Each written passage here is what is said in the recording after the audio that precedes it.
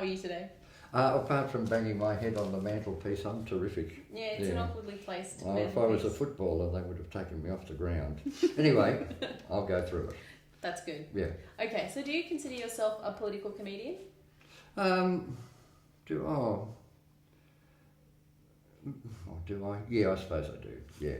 No, it's a bit broader than that, but most people would put me in that box. I guess it's broader in terms of, it's politics and social issues and environmental issues. And I mean, they all play back into politics because historically people have seen politics as the means of producing change. That's the nature of a functioning democracy, but as we don't have that anymore, why bother? Now I've painted myself into a corner where nobody wants my shows.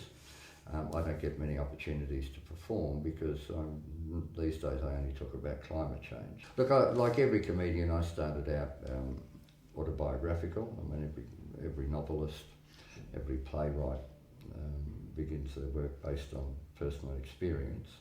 But sooner or later you run out of your own life. When I ran out of my life, I suppose I went through a period of being quite silly. You know, one day I got up on stage and I was pissed off about something in the real world, and so I thought I should talk about it. But to actually have an audience who chooses to come and see you is a rare privilege. And so I thought, well, why piss it up against the wall talking about things that have no meaning? So I thought my expression for it is I use it as a tool. And it's an opportunity to tell people what they should know that they don't know. So a woman came up to me at one show a few years ago and said, I really like your show because it means I don't have to read the papers for a year. But the lack of attention to climate change is just really quite terrifying, and people who should know better, and I know people who should know better, and I've spoken to people who should know better, and I've told people who should know better that they should do something, and they can't see it because, again, they're wrapped up in all the other bits and pieces of what's going on in the world. This break is introduced to you by coffee and tea. That's right, thank you. And what are you drinking today? I'm drinking green tea, Narana Organics. Okay, and mine is an instant coffee with full cream milk. Lovely. Cheers. So that's the sponsorship announcement over. Let's move on. Well, you were talking about climate change. What are some things that people should know that perhaps you're surprised that they don't? Well, just the seriousness of it. And, you know, you can get in the Herald Sun, you can get one article that says this is the hottest decade, the hottest year, the hottest September, the hottest summer, the worst bushfires, the worst floods, the worst droughts. You can get that on page 8. And then you'll get Andrew Bolt with a full page saying, no, that's all a lie, that's all made up. Being a comedian means you've got to have something in common with your audience. And often I get up in front of an audience and I think, well, all we've got in common is breathing. Because I don't watch what you watch, I don't read what you watch, I don't tweet. No, I shouldn't do that, I know it's tweet.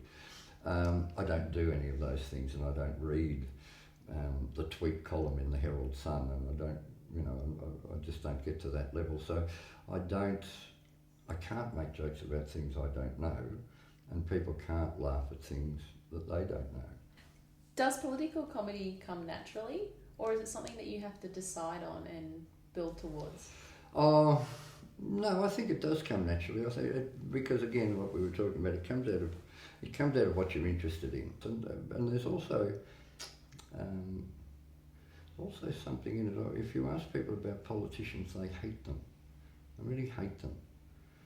And I think there's a purpose in politicians being hated, because if you hate them, there's no point trying to change it. There's no point in getting involved in it all, because all of them are stupid. All of them are self-centred and corrupt and not interested in me. And if you don't admire your politicians, you don't have very high expectations of them. And the lower the expectations, the easier it is to be Tony Abbott. It's cool. As a comedian, in the back of your mind, you must be thinking, God, I hope Abbott wins. I hope Abbott wins. because people like him drive an audience into your arms.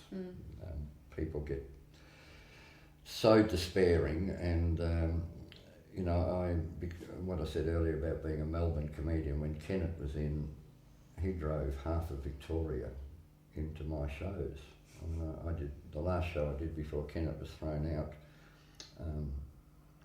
I got 450 people into a 350 seater theatre.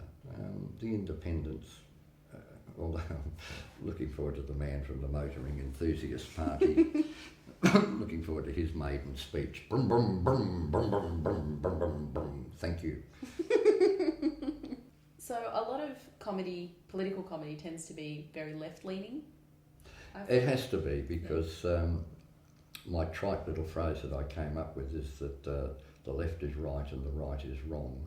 There are very few right-wing comedians, and I would always say it's because there's nothing funny about being rich. But in America during the Clinton years, the Republicans actually funded 4 comedians to be right-wing comedians to do a national right-wing comedy tour. So they were a boy band creation, if you like, of right-wing comedians, because they saw in The Daily Show and latterly the best of all the shows that ever been, the Colbert Report, they saw the power that comedy had in the debate, and it was always anti-Republican, the main anti-Republican. But every time they see an area where outside their control, which is having an influence in the debate, they try and plug it. And so the right-wing comedy tour was a way of plugging that hole in the debate.